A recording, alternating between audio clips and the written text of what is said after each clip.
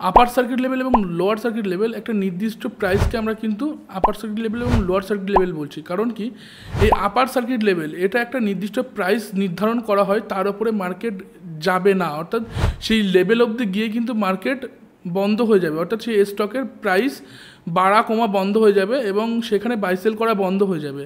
Lower circuit লেভেলের ক্ষেত্রেও সেই একই। লোয়ার সার্কিট লেভেল এমন একটা প্রাইস যেই প্রাইসে এসে মার্কেট কিন্তু সেখানে বাইসেল বন্ধ হয়ে যাবে। এইটা কেন হয়? এটা আপনার মার্কেটে যে ব্যাপক পরিমাণ ফ্ল্যাকচুয়েট, সেক্ষেত্রে দ্রুততার সাথে আপনার যেন লস না হয় সেই জায়গাটা কিন্তু ম্যানেজ করার জন্য আপার সার্কিট লেভেল এবং লোয়ার সার্কিট লেভেল ইন্ট্রোডিউস করানো। এটা টোটালি ইনভেস্টরদের সেফটির জন্যই করা এবং সেবি থেকে এক্সচেঞ্জের যৌথ উদ্যোগে কিন্তু এটা মোটামুটি ইমপ্লিমেন্ট করা। নমস্কার, আমি বিপ্র হালদার, ট্রেডেড একাডেমিতে আপনাদের স্বাগত। প্রথমত আপার সার্কিট লেভেল কি? আপার সার্কিট লেভেল হলো নির্দিষ্ট একটা আপসাইডের প্রাইস। এক্ষেত্রে কোনো একটা স্টকে ধরুন 100 টাকা চলছে, এর 10% আপনার 10 টাকা হচ্ছে। এই 10 টাকা অর্থাৎ 110 টাকা যদি মার্কেট যায়, সেক্ষেত্রে এই স্টকে আপার সার্কিট লেভেল লেগে যাবে। আপার সার্কিট লেভেল ইন্ট্রোডিউস করার কারণ কি? বিভিন্ন সময় আমরা শুনি পাম্প অ্যান্ড ডাম্প।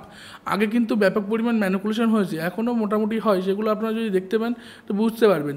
কোনো একটা স্টক ধরুন, সেই স্টকের হিউজ পরিমাণ একটা ইনভেস্টর সেখানে ব্যাপক পরিমাণ শেয়ার কিনলো, মার্কেটটা কিন্তু বুলিশ মুভমেন্টাম দেখাচ্ছে, অর্থাৎ সেই স্টকটা কিন্তু বুলিশ মুভমেন্টাম দেখাচ্ছে।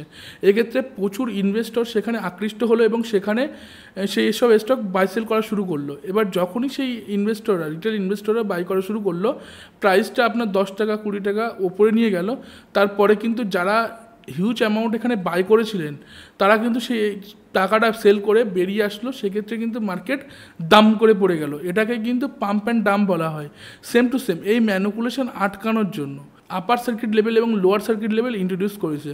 এক্ষেত্রে আপার সার্কিট লেভেল অর্থাৎ নির্দিষ্ট আপসাইডে যে প্রাইসটা আপনার নির্ধারণ করা হয় রেগুলেটরি দ্বারা, সেটাকে আমরা কি বলছি? Upper circuit level. Upper circuit level মোটামুটি 10%-এর আশেপাশে কিন্তু প্রত্যেকটা স্টকে থাকতে পারে এবং আপার সার্কিট লেভেল যদি লাগার পর মার্কেটে রেগুলেটরি দ্বারা একটা জাজ হয়, তারপরে যদি মোটামুটি বোঝা যায় যে না, মার্কেট সঠিকভাবে ইউটিলাইজ হচ্ছে, তাহলে কিন্তু আপার সার্কিট লেভেল তুলে দেওয়া হয়। ঠিক আছে, মার্কেট আবার তার পুরনো জায়গায় ফিরে আসে এবং সেখান থেকে মার্কেট আবার কন্টিনিউ হতে থাকে, অর্থাৎ বাইসেল হতে থাকে। যদি মনে হয় যে ম্যানিপুলেশনের জায়গা আছে, সেক্ষেত্রে স্টকটা ওইভাবেই বন্ধ করে রাখা হয়। অন্যদিকে lower circuit level, lower circuit লেভেলেও সেম। এটার নিচের দিকে মার্কেট কতটা আসতে পারে তার একটা নির্দিষ্ট প্রাইস এখানে সেট করা থাকে, অর্থাৎ নির্দিষ্ট একটা প্রাইস রেগুলেটরি দ্বারা সেট করা হয়। রেগুলেটরি ইনভেস্টরদের পক্ষে সমস্ত ডিসিশন নেয়। সেক্ষেত্রে রেগুলেটরি এখানে আপনার আপসাইডে যদি 10% আপার সার্কিট হয়, তাহলে লোয়ার সার্কিটেও সেই 10%-এর আশেপাশে হবে। এক্ষেত্রে 10% যখন লোয়ার সার্কিট হচ্ছে, তাহলে 90 টাকার কাছাকাছি আপনার লোয়ার সার্কিট হচ্ছে সেই স্টকের। যদি 90 টাকার আশেপাশে যদি সেই স্টকের লোয়ার সার্কিট লাগে, সেক্ষেত্রে মোটামুটি এই স্টকেও কিন্তু বাই সেল করা বন্ধ হয়ে যায়। ক্লিয়ার? এটাই হলো মেন ফ্যাক্ট। এবং আপনার যে লসটা, সেটা কিন্তু আপনার কম হতে পারে এবং পরের দিন যখন খুলে দেখবেন মার্কেটে আবারও লোয়ার সার্কিট টাচ করে, অর্থাৎ এখানে বাই সেল করার কোনো সুযোগ থাকে না। বা যারা এই স্টকে এন্ট্রি করে যান, সেক্ষেত্রে কিন্তু যখন লোয়ার সার্কিট লাগতে থাকে, সেক্ষেত্রে বেরোনোর কোনো সুযোগ থাকে না। কেন এই আপার সার্কিট লেভেল এবং লোয়ার সার্কিট লেভেল গুরুত্বপূর্ণ? প্রথমত, মার্কেটে যে অপ্রয়োজনীয় যে মার্কেট উত্থান এবং পতন, অর্থাৎ প্যানিকের কারণে উত্থান এবং পতন যেটা হচ্ছে, সেই জায়গাটা আটকানোর জন্য। এছাড়াও এই আপার সার্কিট লেভেল এবং লোয়ার সার্কিট লেভেল ইন্ট্রোডিউস করা এই জন্য, যে কোনো ম্যানিপুলেশন যেন কোনো স্টকের প্রতি বেশি না হয়। অর্থাৎ ম্যানিপুলেশন যেটা হচ্ছে 10% এখানে ছেড়ে রাখা হচ্ছে, অর্থাৎ 10%-এর নিচে এসে মার্কেট যেন সাডেন বন্ধ হয়ে যায়, অর্থাৎ স্টকটা যেন বাইসেল করা বন্ধ হয়ে যায়। সেক্ষেত্রে রিটেলরা যেন বাঁচতে পারে, সেই ব্যবস্থা কিন্তু রেগুলেটরি করে রেখেছে। একটা গুরুত্বপূর্ণ বিষয় বিনিয়োগকারীদের জেনে রাখা উচিত।